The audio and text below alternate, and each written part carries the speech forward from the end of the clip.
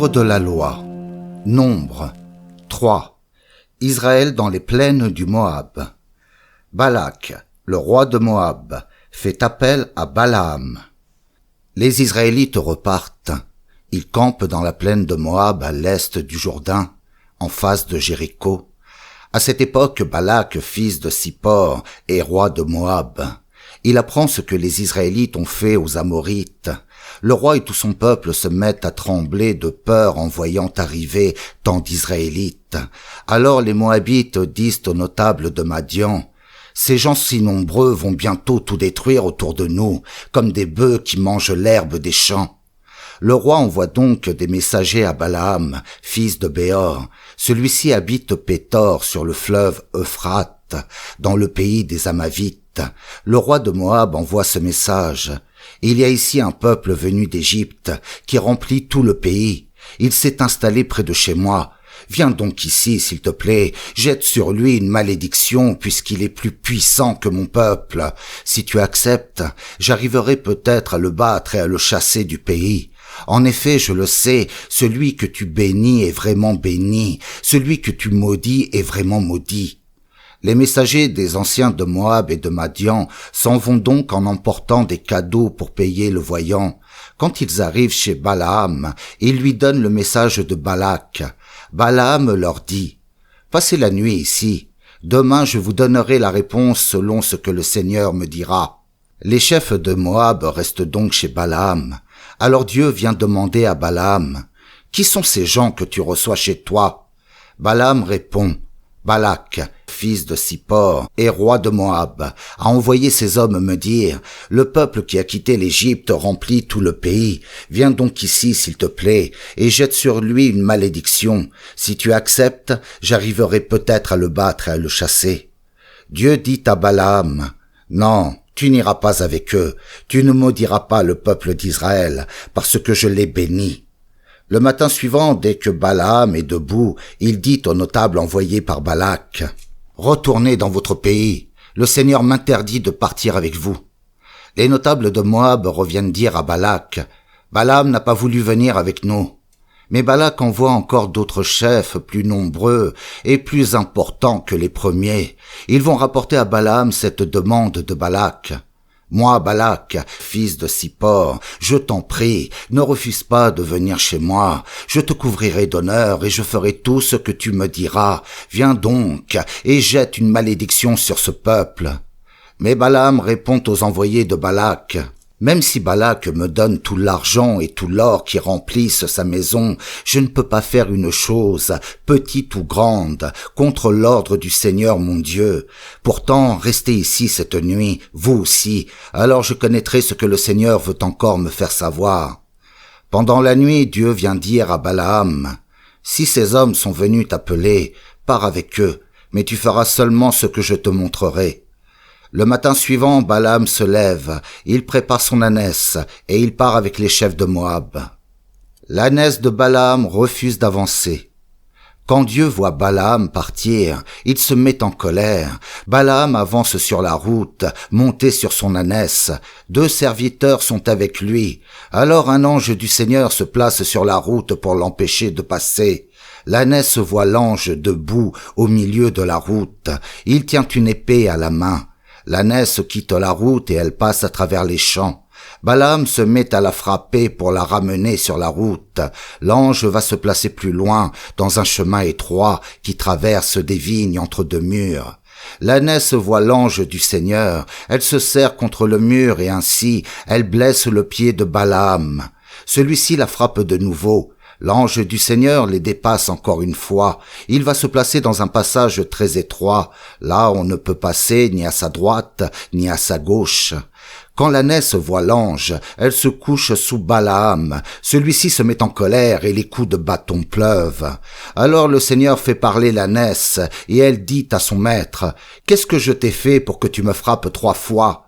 Balaam lui répond: « Tu te moques de moi. Si j'avais une épée à la main, je te tuerais tout de suite. » L'ânesse lui dit: « Est-ce que je ne suis pas ton ânesse? C'est moi que tu montes depuis toujours. Est-ce que j'ai l'habitude d'agir ainsi avec toi ?»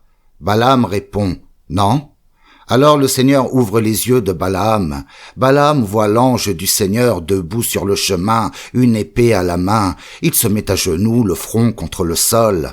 L'ange du Seigneur lui dit, « Tu as frappé ton ânesse 3 fois. Pourquoi donc? Je suis venu t'empêcher de passer. En effet, ce voyage me paraît dangereux. Ton ânesse m'a vu, et 3 fois, elle s'est écartée de moi. Si elle n'avait pas fait cela, je t'aurais tué, mais elle, je l'aurais laissée en vie. » Balaam dit à l'ange, « J'ai commis une faute. En effet, je n'ai pas vu que tu étais devant moi sur la route.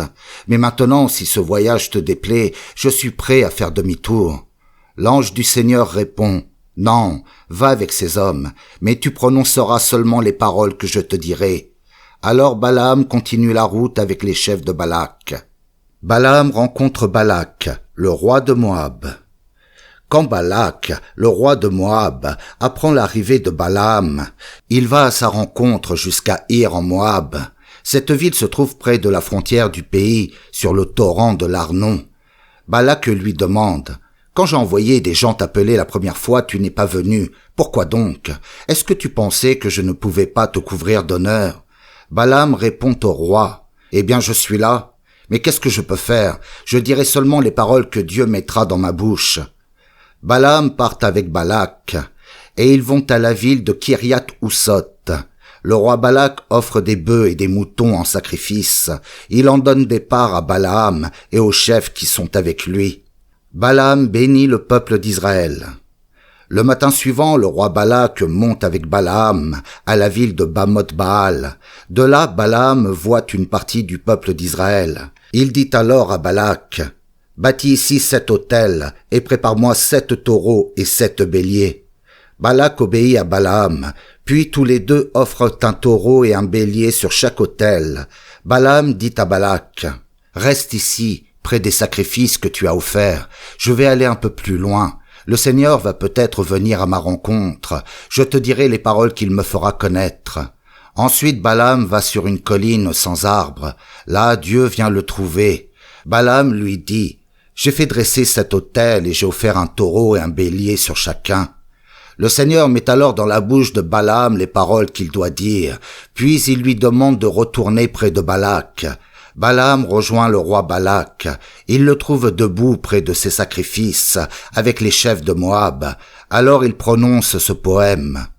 Balak, le roi de Moab, m'a fait venir des montagnes de l'est de la Syrie. Il m'a dit, « Viens, menace les Israélites. Oui, viens, lance des malédictions contre les enfants de Jacob. » Mais comment maudire celui que Dieu n'a pas maudit? Comment menacer un peuple que le Seigneur ne menace pas? Je regarde ce peuple du haut des rochers, je l'observe du sommet des collines. C'est un peuple qui habite à part. Il sait qu'il est différent des autres peuples. Qui peut calculer le total des Israélites? Les gens de la famille de Jacob sont plus nombreux que les grains de poussière. Je souhaite mourir comme ceux qui obéissent à Dieu et finir comme le peuple d'Israël. Le roi Balak dit à Balaam, « Qu'est-ce que tu m'as fait là? Je t'amène ici pour maudire mes ennemis et toi tu les couvres de bénédictions. » Balaam répond, « Quand je parle, est-ce que je ne dois pas dire seulement les paroles que le Seigneur met dans ma bouche? » Balaam bénit le peuple d'Israël pour la 2e fois. Le roi Balak continue. « Viens donc avec moi à un autre endroit, là tu verras tous les Israélites.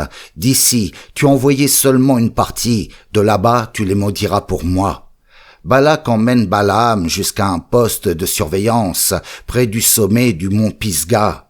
Là, il construit encore 7 autels, et il offre un taureau et un bélier sur chacun. Balaam dit au roi Balak, « Reste ici près des sacrifices que tu as offerts, je vais aller un peu plus loin pour attendre. » Ensuite, le Seigneur vient trouver Balaam, et il lui met dans la bouche les paroles qu'il doit dire, puis il lui demande de retourner près de Balak. Balaam rejoint le roi Balak. Il le trouve debout, près de ses sacrifices, avec les chefs de Moab. Le roi Balak demande à Balaam, « Qu'est-ce que le Seigneur a dit ?» Alors Balaam prononce ce poème. « Lève-toi, Balak, fils de Sippor, écoute-moi attentivement. Dieu n'est pas un homme, il ne ment pas, il n'est pas un être humain, il ne change pas d'avis. Quand il dit quelque chose, il le réalise. Quand il fait une promesse, il la tient. Moi, j'ai accepté de bénir ce peuple, parce que le Seigneur l'a béni. Je ne changerai pas. Le Seigneur n'aperçoit aucune injustice dans le peuple d'Israël. Non, il ne voit aucun mal dans la famille de Jacob. Il est leur Dieu, il habite avec eux, il reçoit leurs cris de joie comme un roi. C'est lui qui les a fait sortir d'Égypte avec une force terrible, pareille à la force du buffle. Il n'y a pas de magie chez les Israélites, pas de devin dans la famille de Jacob. Ils apprennent au bon moment tout ce que Dieu fait. Ce peuple se lève comme un animal sauvage, il se met debout comme un lion. Avant de se coucher, il mange la bête qu'il a prise et il boit son sang. Le roi Balak dit à Balaam, « Si tu ne lances pas de malédiction sur ce peuple, du moins évite de le bénir. » Balaam lui répond, « Je t'ai prévenu, je dois dire tout ce que le Seigneur dira. » Balaam bénit le peuple d'Israël pour la 3e fois. Le roi Balak continue, « Viens encore avec moi à un autre endroit, là Dieu acceptera peut-être que tu maudis ce peuple pour moi. » Il emmène Balaam au sommet du mont Péor. De là on voit tout le désert.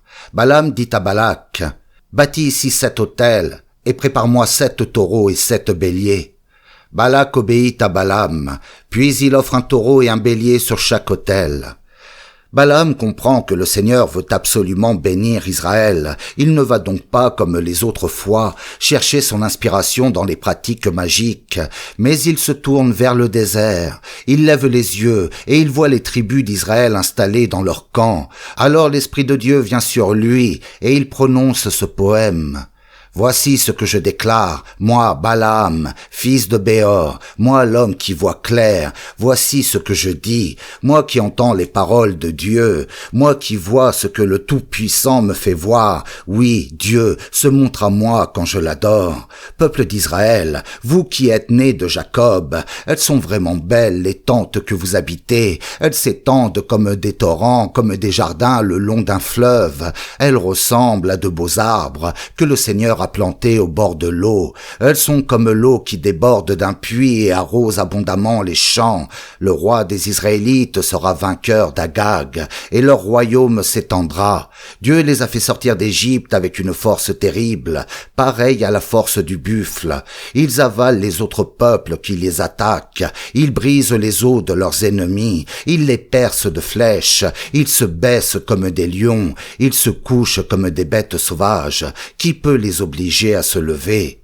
Peuple d'Israël, qu'il soit béni celui qui te bénira, qu'il soit maudit celui qui te maudira. Alors Balak se met dans une violente colère contre Balaam. Il fait un geste de menace en disant « Je t'ai appelé ici pour maudire mes ennemis, et pour la 3e fois, tu les couvres de bénédictions. Maintenant va-t'en d'ici, rentre chez toi. Je t'avais promis de te couvrir d'honneur, mais le Seigneur te refuse cet honneur. » Balaam annonce l'avenir glorieux du peuple d'Israël.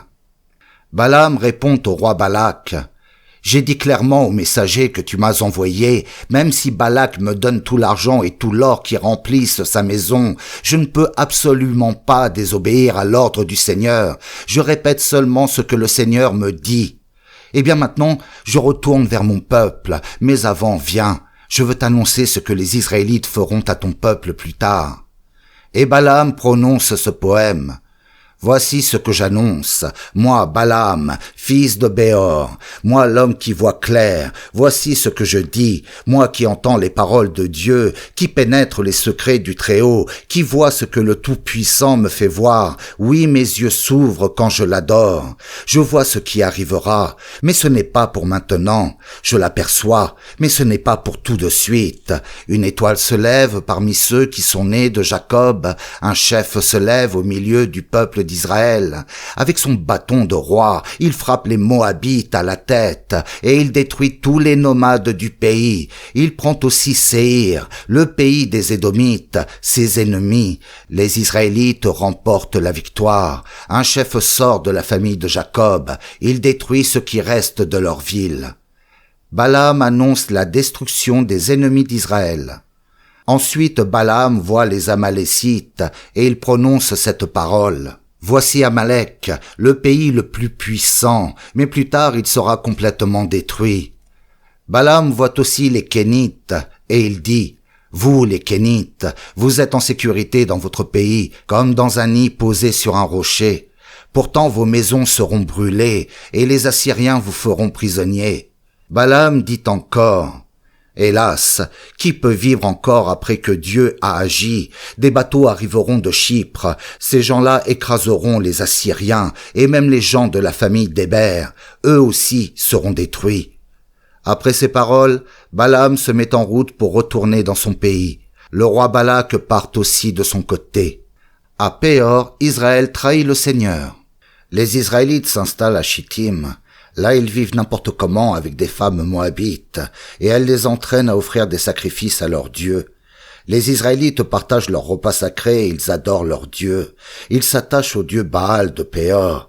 Alors le Seigneur se met en colère contre eux. Le Seigneur dit à Moïse, « Prends tous les chefs du peuple et fais-les pendre devant moi, face au soleil. Ensuite le feu de ma colère contre vous se calmera. » Moïse dit aux responsables d'Israël, « Chacun de vous doit tuer les hommes de sa tribu qui se sont attachés au dieu Baal de Péor. » À ce moment-là, un Israélite arrive au milieu de ses frères avec une Madianite. Moïse et toute la communauté d'Israël sont en train de pleurer à l'entrée de la tente de la rencontre. Ils voient l'homme et la femme.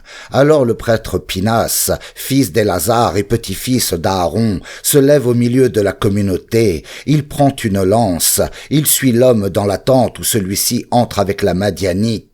Pinas les tue tous les deux en les frappant au bas du ventre. Aussitôt le grand malheur qui frappe les Israélites s'arrête, mais ce malheur a déjà fait 24 000 morts. Le Seigneur dit à Moïse, « Le prêtre Pinas, fils d'Élazar et petit-fils d'Aaron, a détourné ma colère des Israélites.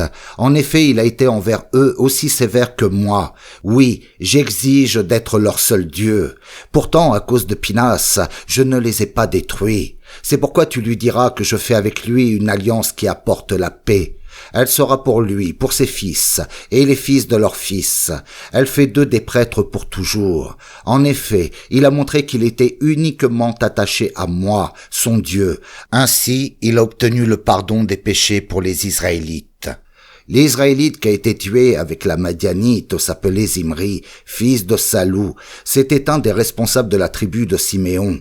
La Madianite s'appelait Cosbi, fille de Sour. Son père était chef de plusieurs clans d'une tribu madianite. Le Seigneur dit à Moïse, « Attaquez les Madianites et tuez-les. » En effet, dans l'affaire de Péor et dans celle de Cosbi, ils vous ont attaqué par la ruse. Cosbi était leur sœur, la fille d'un chef de Madian. On l'a tuée le jour du grand malheur de Péor. Moïse fait compter les Israélites pour la deuxième fois. Après ce grand malheur, le Seigneur dit à Moïse et au prêtre Élazar, fils d'Aaron, « Comptez par famille tous ceux qui font partie de la communauté d'Israël. Comptez tous les hommes, de 20 ans et plus, qui sont capables de servir dans l'armée. » Alors Moïse et Élazar partent aux Israélites dans la plaine de Moab, près du Jourdain, en face de la ville de Jéricho. Ils leur disent, « On va compter les hommes de 20 ans et plus, comme le Seigneur l'a commandé à Moïse. » Voici les tribus qui ont quitté l'Égypte. Il y a d'abord la tribu de Ruben, fils aîné de Jacob. Elle est formée des clans sortis de ses fils. Les Anokites, nés de Hanok. Les Palouites, nés de Palou. Les Esronites, nés de Esron, les Carmites, nés de Carmi. Voilà les clans rubénites.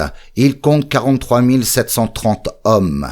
Un fils de Palou, Eliab, était le père de Nemuel, Dathan et Abiram. Dathan et Abiram étaient les notables de la communauté qui se sont opposés à Moïse et à Aaron. Ils étaient avec les gens de Corée quand ceux-ci se sont révoltés contre le Seigneur. La terre s'est ouverte et elle les a avalés avec Corée. C'était le jour où toute sa bande est morte et où le feu a brûlé vivant 250 hommes.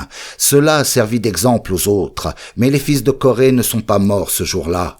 Voici les clans de la tribu de Siméon.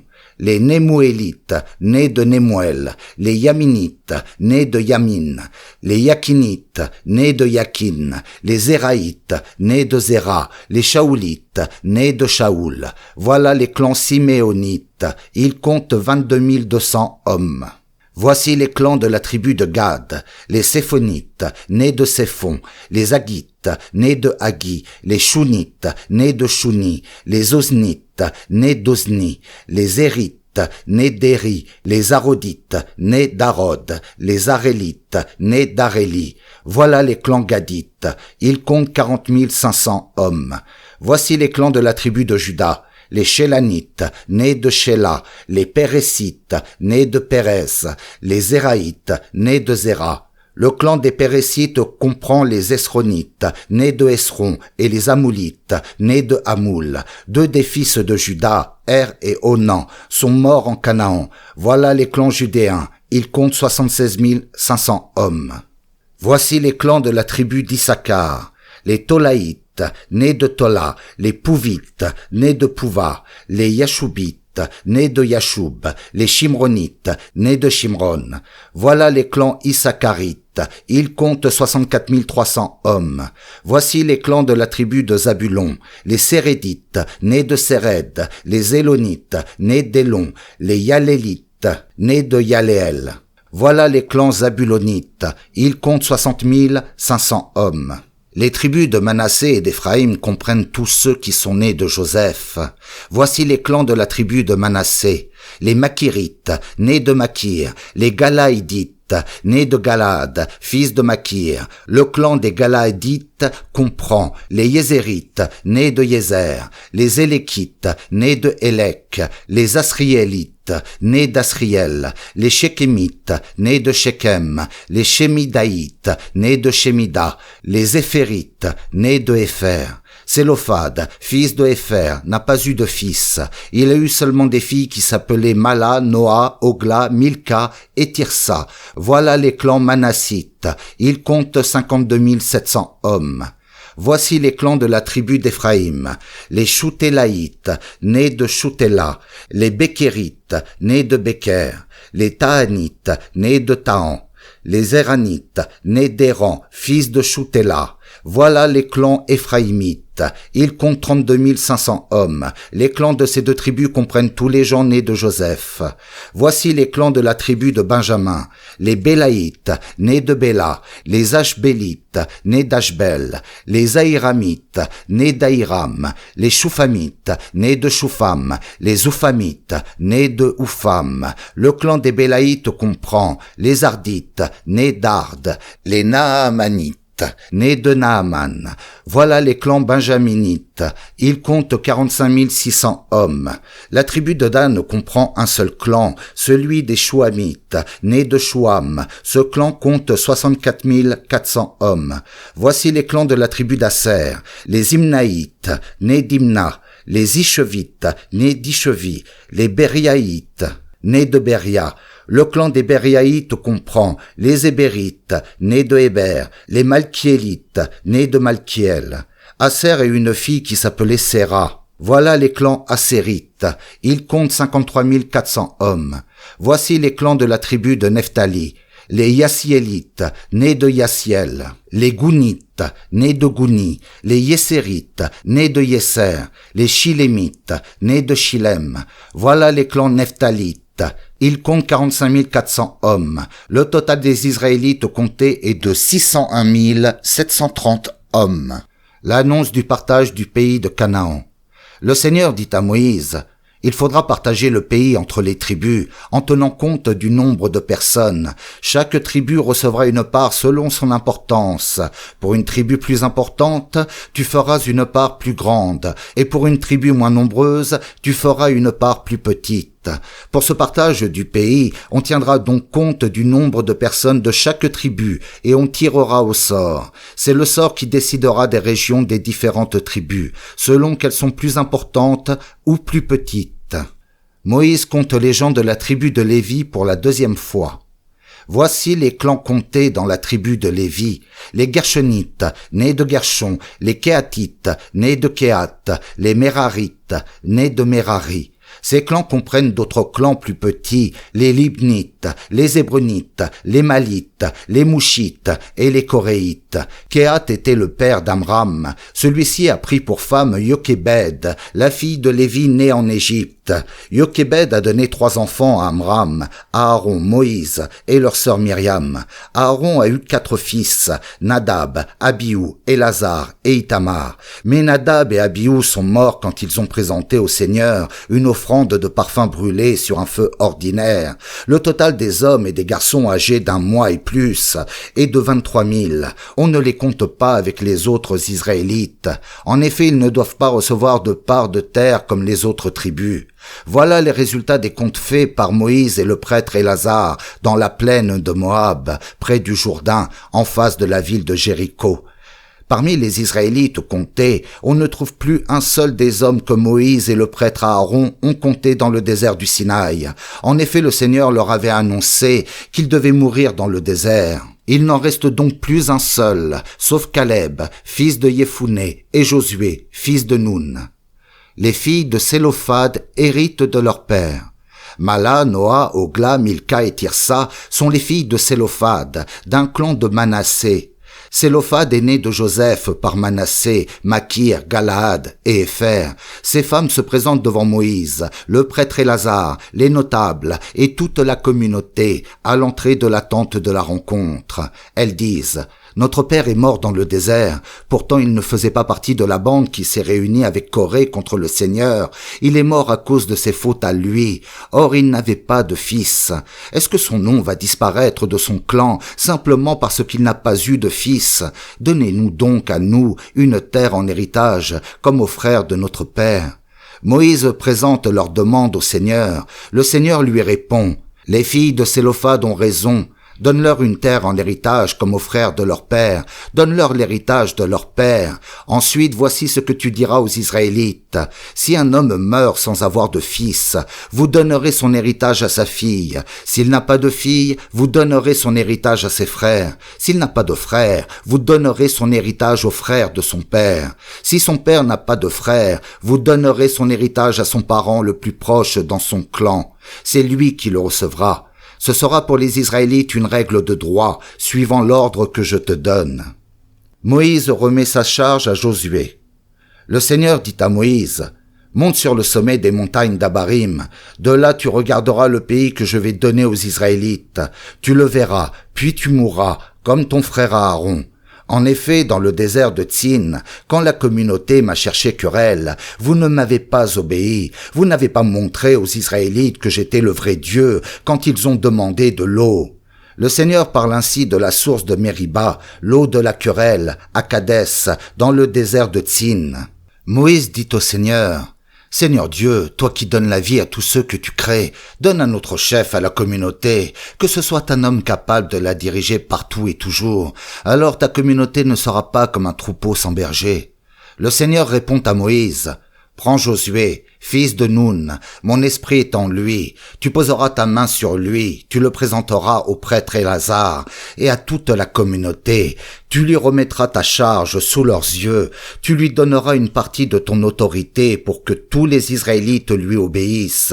Mais lui dépendra du prêtre Élazar. C'est le prêtre qui me consultera pour lui avec les objets sacrés. Josué et toute la communauté d'Israël obéiront à ses ordres, toujours et partout. Moïse fait ce que le Seigneur a commandé. Il prend Josué et il le présente au prêtre Élazar et à la communauté. Il pose ses mains sur lui et il lui remet sa charge, selon l'ordre que le Seigneur lui a donné. Règle au sujet des sacrifices. A. Pour chaque jour. Le Seigneur dit à Moïse: Voici ce que tu commanderas aux Israélites de ma part. Vous ferez bien attention de m'apporter, au moment fixé, les offrandes que vous me devez, c'est-à-dire les aliments brûlés. Leur fumée de bonne odeur me plaira. Chaque jour, vous m'apporterez 2 agneaux d'1 an sans défaut. On les brûlera entièrement. C'est un sacrifice complet qu'il faudra toujours m'offrir. On offrira le premier agneau le matin. On offrira le deuxième le soir, avec 3 kilos de farine, mélangée à 1,5 litre d'huile de bonne qualité. Ce sacrifice complet de chaque jour sera le même que celui qu'on me présentait sur le mont Sinaï. Sa fumée de bonne odeur me plaira. On offrira l'agneau du matin avec une offrande d'1,5 litre de vin. On me la présentera dans le lieu saint. Le soir, on m'offrira le deuxième agneau, avec les mêmes offrandes que le matin. Sa fumée de bonne odeur me plaira. B. Pour le jour du Shabbat. Le jour du Shabbat, vous offrirez 2 agneaux d'1 an, sans défaut. Vous offrirez aussi 6 kilos de farine mélangée avec de l'huile et du vin. Chaque Shabbat, vous ajouterez ce sacrifice complet au sacrifice de chaque jour et au vin qu'on offre avec lui. C. Pour le jour de la nouvelle lune. Chaque mois, le premier jour du mois, voici ce que vous m'offrirez en sacrifice complet, à moi, le Seigneur, 2 taureaux, 1 bélier, 7 agneaux d'1 an, tous sans défaut. Avec chaque animal, vous offrirez de la farine mélangée avec de l'huile, 9 kilos pour chaque taureau, 6 kilos pour le bélier, 3 kilos pour chaque agneau. Ce sont des sacrifices complets, et leur fumée de bonne odeur me plaira. Vous offrirez aussi du vin, 3 litres pour chaque taureau, 2 litres pour le bélier, 1,5 litre pour chaque agneau. Voilà les sacrifices que vous devez offrir chaque jour de nouvelle lune tout au long de l'année. Vous offrirez aussi un bouc en sacrifice pour recevoir le pardon de vos péchés. On ajoutera ce sacrifice au sacrifice complet de chaque jour et au vin qu'on offre avec lui. D. Pour la fête de la Pâque. Le premier mois de l'année, le 14 du mois, c'est la fête de la Pâque en mon honneur. Le 15 de ce mois, c'est le début de la fête. Pendant 7 jours, vous mangerez des pains sans levain. Le premier jour de la fête, vous vous réunirez pour m'adorer, moi, le Seigneur. Vous ne ferez pas votre travail ordinaire. Vous m'offrirez en sacrifice complet 2 taureaux, 1 bélier et 7 agneaux d'1 an, tous sans défaut. Avec chaque animal, vous offrirez de la farine mélangée avec de l'huile, 9 kilos pour chaque taureau, 6 kilos pour le bélier, 3 kilos pour chaque agneau. Vous offrirez aussi un bouc en sacrifice de réparation. Ensuite, on fera sur vous le geste de pardon pour vos péchés. On ajoutera tous ces sacrifices au sacrifice complet qu'on offrira tous les matins. Pendant ces 7 jours de fête, vous m'offrirez de la nourriture. La fumée de bonne odeur de ces offrandes me plaira. Vous les ajouterez au sacrifice de chaque jour et au vin qu'on offre avec lui. Le 7e jour, vous vous réunirez encore pour m'adorer, moi, le Seigneur, et vous ne ferez pas votre travail ordinaire. E. Pour la fête des moissons. Le jour où vous récoltez les premiers produits du sol, vous m'apporterez une offrande de céréales de la nouvelle récolte. Ce jour-là, vous vous réunirez pour m'adorer, moi, le Seigneur. Vous ne ferez pas votre travail ordinaire. Vous m'offrirez en sacrifice complet 2 taureaux, 1 bélier et 7 agneaux d'1 an. Sa fumée de bonne odeur me plaira. Avec chaque animal, vous offrirez de la farine mélangée avec de l'huile, 9 kilos pour chaque taureau, 6 kilos pour le bélier, 3 kilos pour chaque agneau. Vous offrirez aussi un bouc pour qu'on fasse sur vous le geste de pardon pour vos péchés. On ajoutera tous ces sacrifices au sacrifice complet de chaque jour et à l'offrande faite avec lui. Vous présenterez des animaux sans défaut avec l'offrande de vin faite avec eux. F. Pour le jour des cris de joie. Le 7e mois, le premier jour du mois, vous vous réunirez pour m'adorer, moi, le Seigneur. Vous ne ferez pas votre travail ordinaire, parce que c'est le jour des cris de joie. Vous m'offrirez en sacrifice complet 1 taureau, 1 bélier et 7 agneaux d'1 an, tous sans défaut. Sa fumée de bonne odeur me plaira. Avec chaque animal, vous offrirez de la farine mélangée avec de l'huile, 9 kilos pour le taureau, 6 kilos pour le bélier, 3 kilos pour chaque agneau. Vous m'offrirez aussi un bouc en sacrifice pour recevoir le pardon de vos péchés. Ensuite, on fera sur vous le geste de pardon pour vos péchés. On ajoutera tous ces sacrifices au sacrifice complet de chaque jour. On les ajoutera aussi au sacrifice complet du jour de la nouvelle lune et aux offrandes de farine et de vin faites avec eux. Leur fumée de bonne odeur me plaira. G. Pour le grand jour du pardon. Le 7e mois, le 10 du mois, vous vous réunirez pour m'adorer, moi, le Seigneur. Vous jeûnerez et vous ne ferez pas votre travail ordinaire. Vous m'offrirez en sacrifice complet 1 taureau, 1 bélier et 7 agneaux d'1 an, tous sans défaut. Sa fumée de bonne odeur me plaira. Avec chaque animal, vous offrirez de la farine mélangée avec de l'huile, 9 kilos pour le taureau, 6 kilos pour le bélier, 3 kilos pour chaque agneau. Vous offrirez aussi un bouc en sacrifice pour recevoir le pardon pardon de vos péchés. On ajoutera tous ces sacrifices au sacrifice spécial offert ce jour-là pour recevoir le pardon. C'est le grand jour du pardon des péchés. On les ajoutera aussi au sacrifice complet de chaque jour et aux offrandes de farine et de vin faites avec lui. H. Pour la fête des huttes.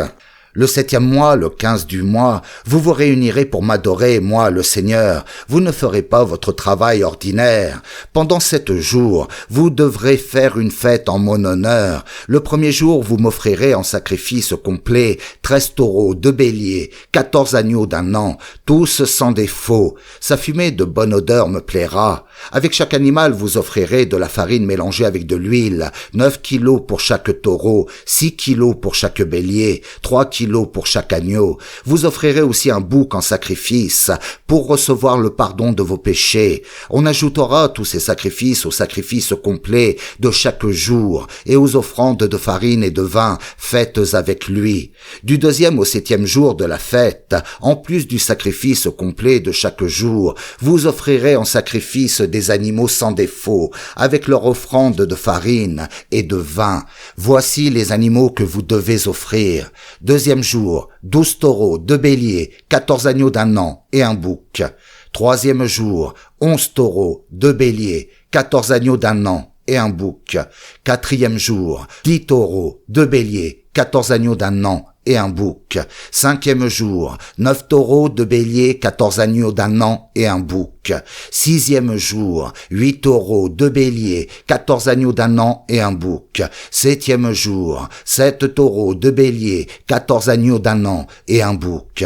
Le 8e jour de la fête, jour du rassemblement final, vous ne ferez pas votre travail ordinaire. Vous m'offrirez en sacrifice complet un taureau, un bélier et 7 agneaux d'un an, tous sans défaut. Sa fumée de bonne odeur me plaira. Avec chaque animal, vous offrirez de la farine et du vin, comme d'habitude. Vous offrirez aussi un bouc en sacrifice, pour recevoir le pardon des péchés. On ajoutera tous ces sacrifices au sacrifice complet de chaque jour, et aux offrandes de farine et de vin faites avec lui. Voilà les sacrifices que vous devrez m'offrir les jours de fête. On les ajoutera au sacrifice complet, aux offrandes de farine et de vin, au sacrifice de communion que vous pourrez me présenter de façon spontanée ou pour accomplir un vœu. Moïse fait connaître aux Israélites tout ce que le Seigneur lui a commandé. Loi sur les vœux. Ensuite, Moïse parle aux chefs des tribus israélites. Voici d'autres ordres que le Seigneur a donnés. Quand une personne fait le vœu d'offrir quelque chose au Seigneur, ou bien quand elle jure de se priver de quelque chose, elle ne doit pas manquer à sa parole. Elle doit faire exactement ce qu'elle a promis. Mais voici ce qui peut arriver. Une jeune fille qui vit encore chez son père fait un vœu ou un serment au Seigneur. Son père l'apprend et il ne lui dit rien. La jeune fille doit alors faire ce qu'elle a promis. Mais le jour où son père l'apprend, il lui dit peut-être qu'il n'est pas d'accord avec cela. Dans ce cas, elle n'est pas obligée de tenir ses promesses. Le Seigneur lui pardonnera puisque son père n'est pas d'accord. Voici un autre cas. Une jeune fille fait un vœu ou un serment sans réfléchir. Ensuite, elle se marie. Le jour où son mari l'apprend, il ne lui dit rien, mais elle doit faire ce qu'elle a promis. Mais le jour où son mari l'apprend, il lui dit peut-être qu'il n'est pas d'accord avec cela. Dans ce cas, il rend nulle la promesse faite. Le Seigneur pardonnera à cette femme de ne pas la tenir. Quand une veuve ou une femme divorcée fait un vœu, elle doit faire ce qu'elle a promis. Mais supposons qu'une femme mariée fait un vœu ou jure de faire quelque chose. Son mari l'apprend et il ne lui dit rien. Elle doit alors faire ce qu'elle a promis. Au contraire, le jour où son mari l'apprend, il rend peut-être nulles les promesses faites. Dans ce cas, elle n'est pas obligée de les tenir. Le Seigneur pardonnera à cette femme puisque son mari les a rendues nulles. Si une femme fait un vœu ou si elle jure de renoncer à quelque chose, son mari peut donner son accord ou rendre nul ce qu'elle a promis. Voici un exemple. Un homme apprend ce que sa femme a promis et il ne lui dit rien jusqu'au jour suivant. Dans ce cas, il montre par son silence qu'il est d'accord avec les promesses faites. S'il décide de les rendre nulles plus tard, il sera lui-même coupable du fait que sa femme ne tient pas sa promesse. Voilà les lois que le Seigneur a données à Moïse et qui traitent des relations entre un mari et sa femme ou entre un père et sa fille mineure. Les Israélites attaquent les Madianites. Le Seigneur dit à Moïse, « Va punir les Madianites à cause du mal qu'ils ont fait aux Israélites. Après cela, tu quitteras cette terre. » Alors Moïse dit au peuple, Certains parmi vous doivent prendre leurs armes. Ils iront attaquer les Madianites pour les punir de la part du Seigneur. Choisissez 1000 hommes dans chaque tribu d'Israël. » On choisit alors dans les troupes d'Israël 1000 hommes par tribu. Cela fait 12 000 soldats en tout. Moïse les envoie tous à la guerre avec le prêtre Pinas, fils d'Élazar. Celui-ci emporte les objets sacrés et les trompettes pour donner le signal du combat. Ils attaquent le pays de Madian, comme le Seigneur l'a commandé à Moïse, et ils tuent tous les hommes. Ils tuent aussi les 5 rois de Madian, Évi, Rékem, Sour, Our et Réba, avec Balaam, fils de Béor. Ils font prisonniers les femmes et les enfants des Madianites, et ils prennent tous leurs animaux, tous leurs troupeaux, et tout ce qu'ils possèdent. Ils brûlent toutes leurs villes, et tous leurs campements. Puis ils emmènent tous les biens, les personnes et les animaux qu'ils ont pris. Ils amènent tout cela dans leur camp situé dans la plaine de Moab, près du fleuve Jourdain, en face de la ville de Jéricho. Ils présentent tout à Moïse, au prêtre Élazar, et à toute la communauté d'Israël. Moïse, Élazar et tous les chefs de la communauté sortent pour les recevoir en dehors du camp. Moïse se met en colère contre les commandants des troupes de 1000 et de 100 soldats qui reviennent de ce combat. Il leur dit: Quoi? Vous avez laissé la vie aux femmes? Pourtant, dans l'affaire de Péor, ce sont justement des femmes madianites qui ont poussé les Israélites à être infidèles au Seigneur. Elles ont fait cela sur les conseils de Balaam, et ensuite un grand malheur est tombé sur le peuple du Seigneur. Eh bien maintenant, tuez tous les garçons et toutes les femmes qui ont été mariés, mais vous pouvez garder pour vous toutes les jeunes filles qui n'ont jamais couché avec un homme. Tous ceux parmi vous qui ont tué quelqu'un ou touché un mort doivent rester 7 jours en dehors du camp. Ils doivent se rendre purs le 3e et le 7e jour. Cet ordre est valable aussi pour vos prisonnières. Vous purifierez aussi les vêtements et tous les objets en peau, en poil de chèvre ou en bois. Ensuite, le prêtre Élazar dit aux soldats qui sont allés au combat: Voici les règles que le Seigneur a données à Moïse. Les objets en or, en argent, en cuivre, en fer, en étain ou en plomb, c'est-à-dire les objets qui supportent le feu, vous les purifierez au feu, puis vous les tremperez dans l'eau qui rend pure. Les objets qui ne supportent pas le feu, vous les tremperez dans l'eau qui rend pure. Vous laverez vos vêtements le 7e jour, puis vous serez purs. Après cela, vous rentrerez au camp. Le partage des richesses de guerre. Le Seigneur dit à Moïse: Élazar et toi, avec l'aide des chefs de famille de la communauté, vous allez compter tout ce qui a été pris, personnes et animaux. Tu partageras ces biens en 2 parts, l'une pour les soldats qui sont allés au combat, l'autre pour le reste de la communauté. Sur la part donnée aux combattants, voici la part que tu retiendras pour moi: un être humain sur 500 et un animal sur 500, pour les bœufs, les ânes, les moutons et les chèvres. Tu remettras au prêtre Élazar cette part retenue pour moi. Sur la part donnée aux Israélites, voici la part que tu retiendras: un être humain sur 50 et un animal sur 50, pour les bœufs, les ânes, les moutons, les chèvres et les autres animaux. Tu remettras cette part aux Lévites qui font le service de ma tente. Moïse et Élazar font ce que le Seigneur a commandé à Moïse. Voici ce qui reste des biens pris aux Madianites: 675 000 moutons et chèvres, 72 000 bœufs, 61 000 ânes et 32 000 jeunes filles qui n'ont jamais couché avec un homme. Voici la part donnée aux combattants: 337 500 moutons et chèvres, 675 sont retenus pour le Seigneur, 36 000 bœufs, 72 sont retenus pour le Seigneur, 30 500 ânes, 61 sont retenus pour le Seigneur, 16 000 êtres humains, 32 sont retenus pour le Seigneur.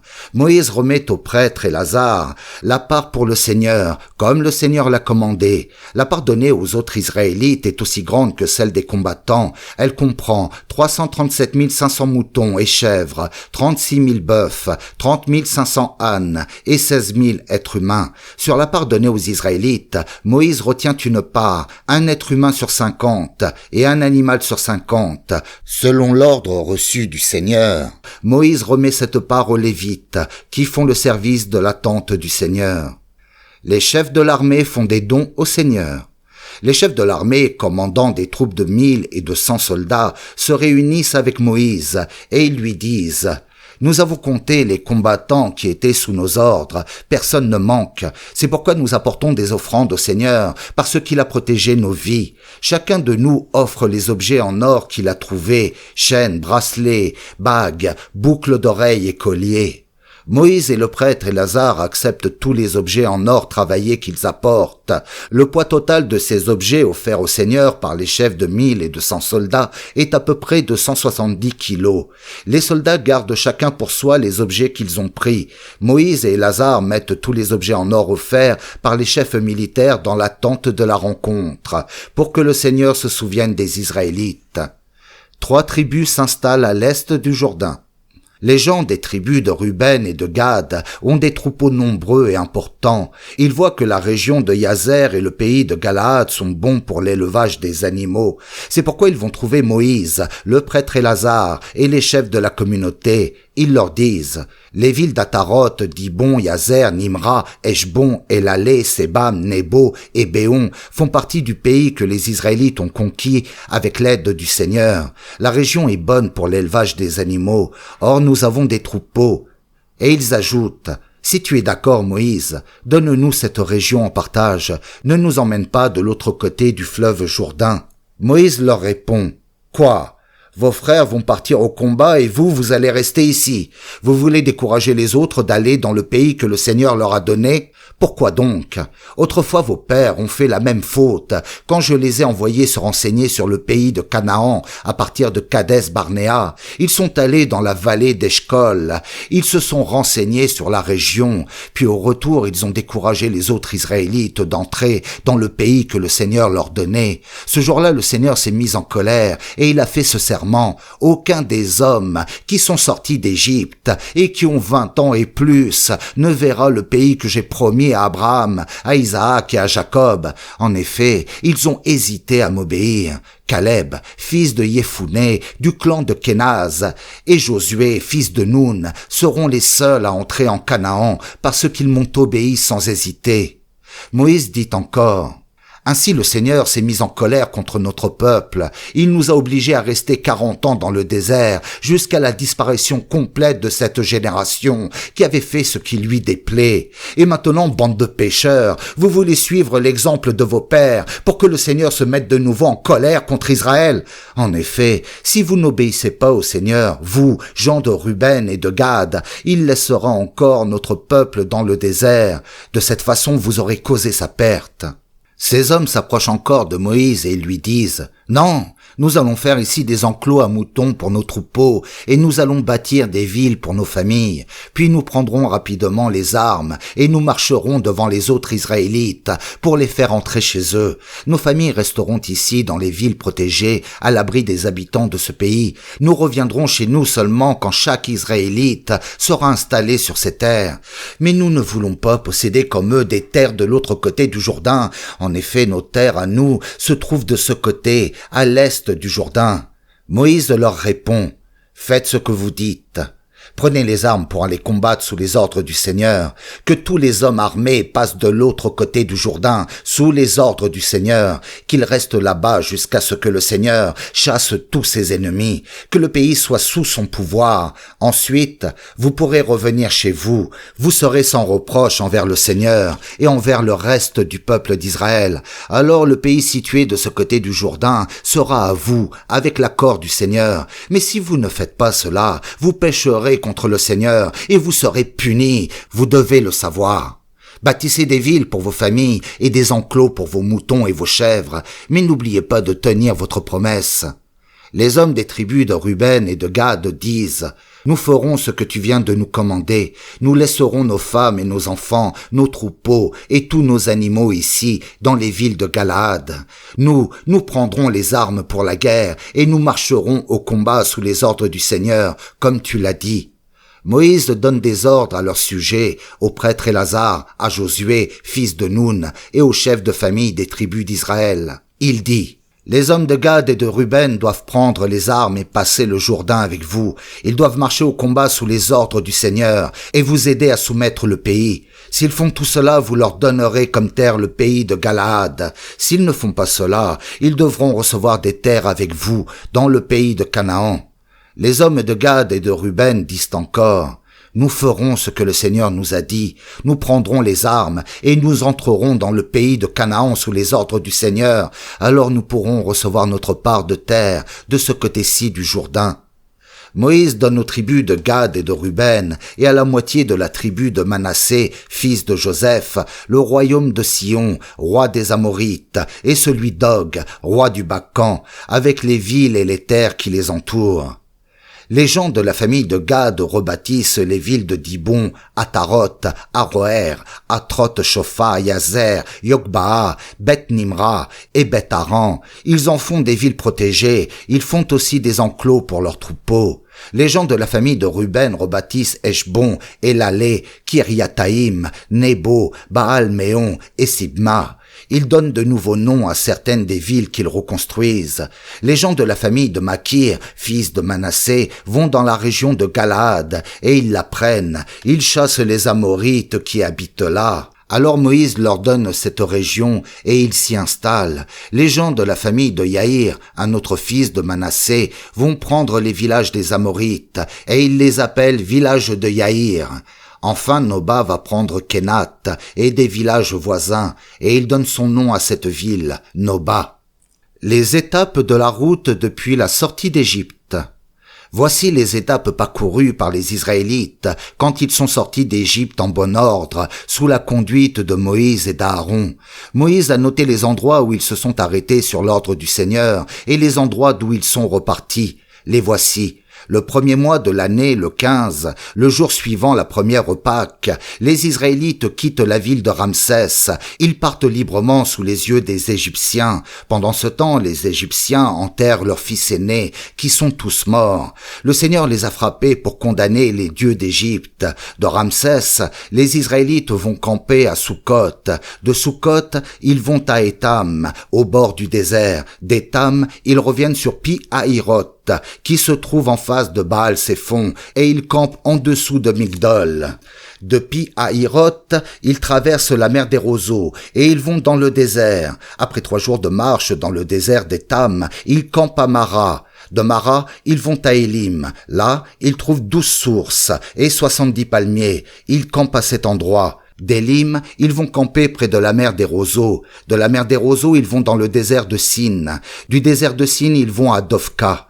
De Dofka, ils vont à Alouche, et d'Alouche, ils vont à Réphidim. Là, le peuple n'a pas d'eau à boire. De Réphidim, ils vont dans le désert du Sinaï. Du désert, ils vont à Kibrot-Tahava. De Kibrot-Tahava, ils vont à Haséroth. De Haséroth à Ritma. De Ritma à Rimon-Pérez. De Rimon-Pérez à Libna. De Libna à Rissa. De Rissa à Keélata. Et de Keélata au mont Shépher. Du mont Shépher, ils vont à Harada. De Harada à Makélot, de Makélot à Tahat, de Tahat à Tera, de Tera à Mitka, de Mitka à Eshmona, de Hashmona à Moséroth, de Moséroth à Bénéyakan, de Bénéyakan à Or-Gidgad, de Or-Gidgad à Yotbata, de Yotbata ils vont à Abrona, d'Abrona à Ession-Géber, et d'Ession-Géber ils vont camper dans le désert de Tsin à Kadès, de Kadès ils vont à la montagne de Hor, près de la frontière d'Édom.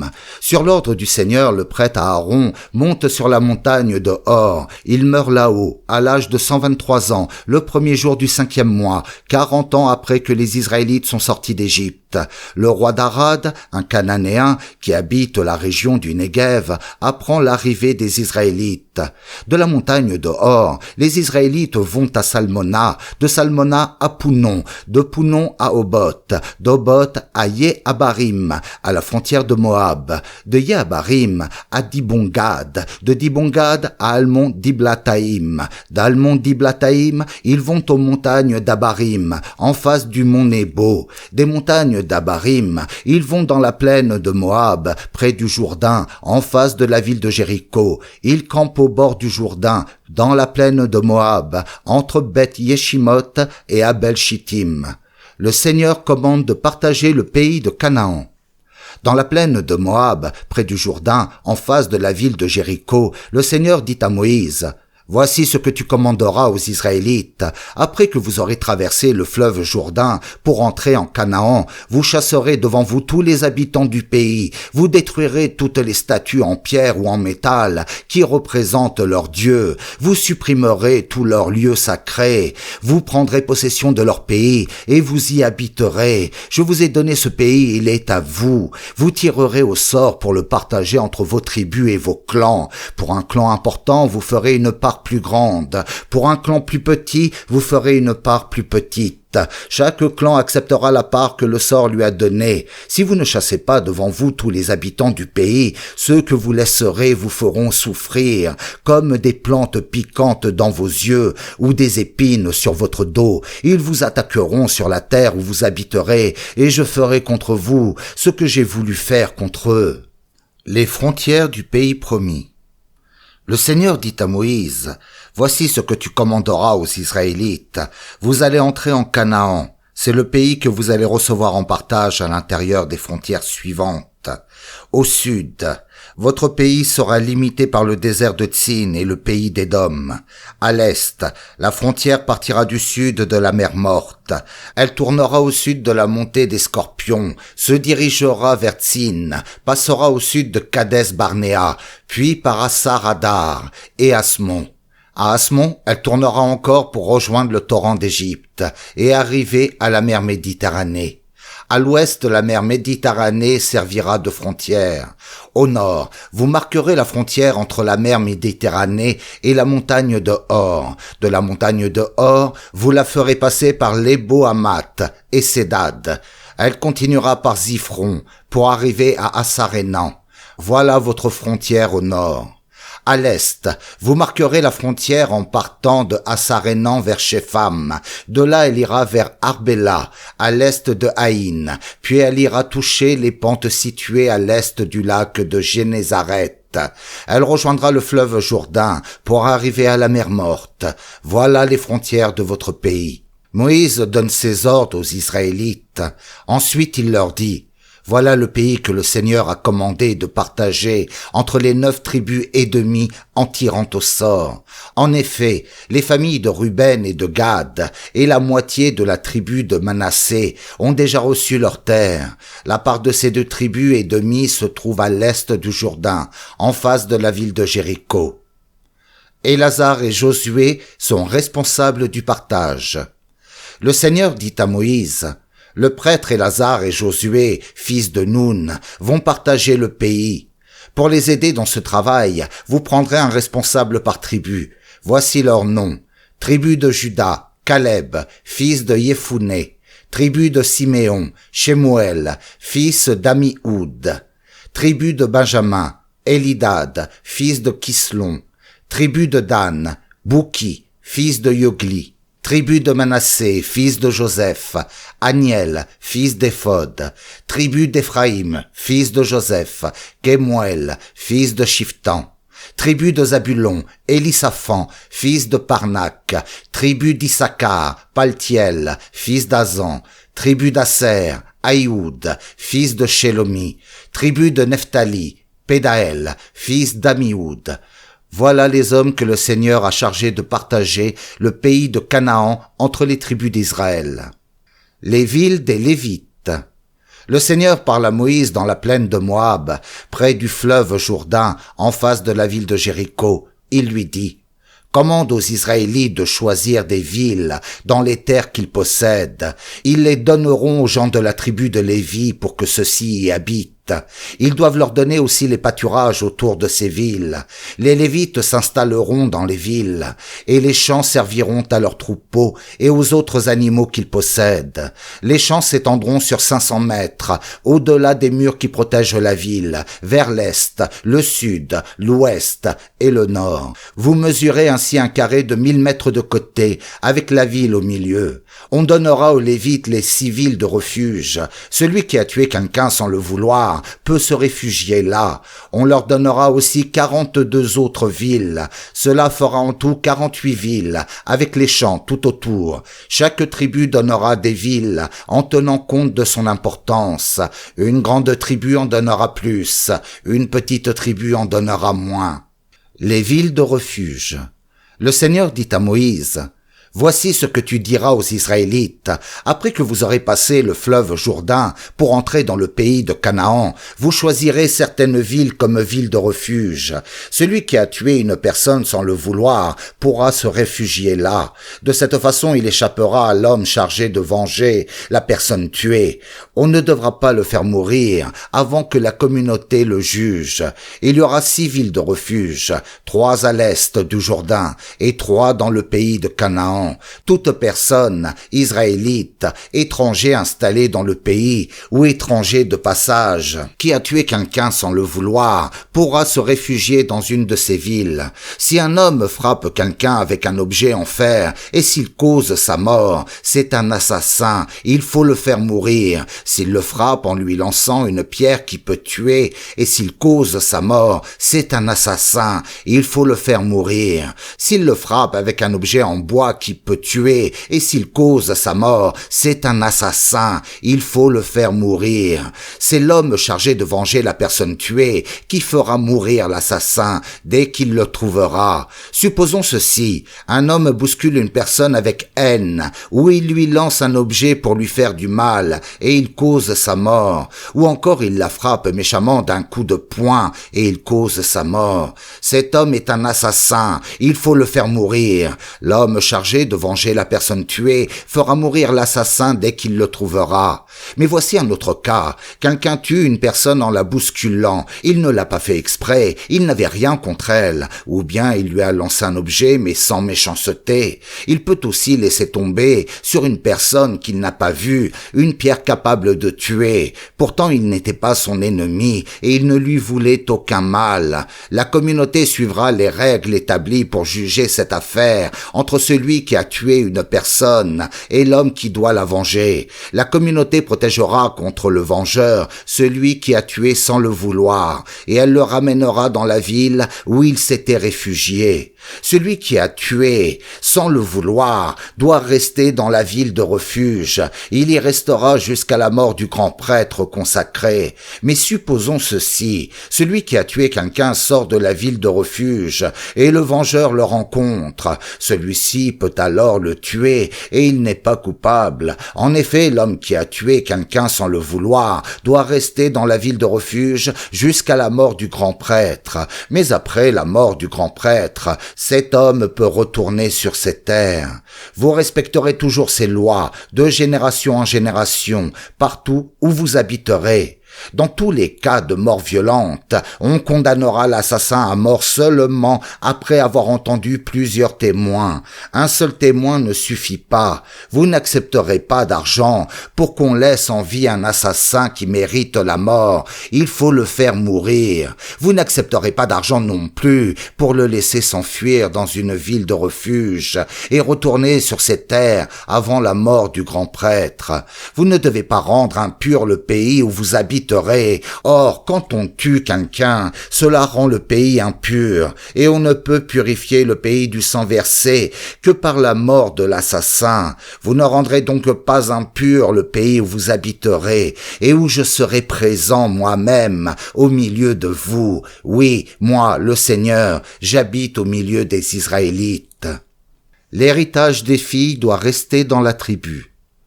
Des gens de la famille de Joseph arrivent. Ce sont les chefs de famille du clan de Galaad, fils de Makir et petit-fils de Manassé. Ils viennent trouver Moïse et les chefs de famille israélites. Ils disent, « Moïse, le Seigneur t'a commandé de partager le pays entre les tribus d'Israël, en tirant au sort. Il t'a commandé aussi de donner la part des terres de notre frère Sélophad à ses filles. Il peut arriver que celle-ci se marie avec des hommes d'une autre tribu d'Israël. Dans ce cas, leur part de terre sera coupée des terres de notre tribu, et elle s'ajoutera aux terres de leur nouvelle tribu. La part que nous avons reçue par le sort sera donc diminuée. De plus, pendant l'année de réjouissance, leur part de terre passera pour toujours de notre tribu à leur nouvelle tribu. » Alors Moïse, sur l'ordre du Seigneur, donne aux Israélites les règles suivantes. Les gens de la famille de Joseph ont raison. C'est pourquoi voici ce que le Seigneur commande au sujet des filles de Sélophade. Elles pourront se marier avec qui elles veulent, à une condition. Leur mari doit appartenir à un clan de la tribu de leur père. De cette façon, les terres d'Israël ne passeront pas d'une tribu à une autre. Chaque Israélite doit rester attaché aux terres de sa tribu. Si dans une tribu, une femme reçoit des terres en héritage, elle doit se marier avec un homme appartenant à la tribu de son père. Ainsi, chaque tribu israélite gardera les terres reçues de ses ancêtres. De cette façon, les terres ne passeront pas d'une tribu à une autre. Chaque tribu d'Israël doit rester attachée à ses terres. Les filles de Sélophade font comme le Seigneur l'a commandé à Moïse. Mala, Tirsa, Ogla, Milka et Noa se marient avec leurs cousins dans la famille de leur père. Ces hommes font partie des familles nées de Manassé, fils de Joseph. Ainsi, les terres qu'elles ont reçues en héritage restent dans la tribu de leur père. Voilà les commandements et les règles que le Seigneur a donnés aux Israélites. Il les a donnés par l'intermédiaire de Moïse, dans la plaine de Moab, au bord du fleuve Jourdain, en face de la ville de Jéricho.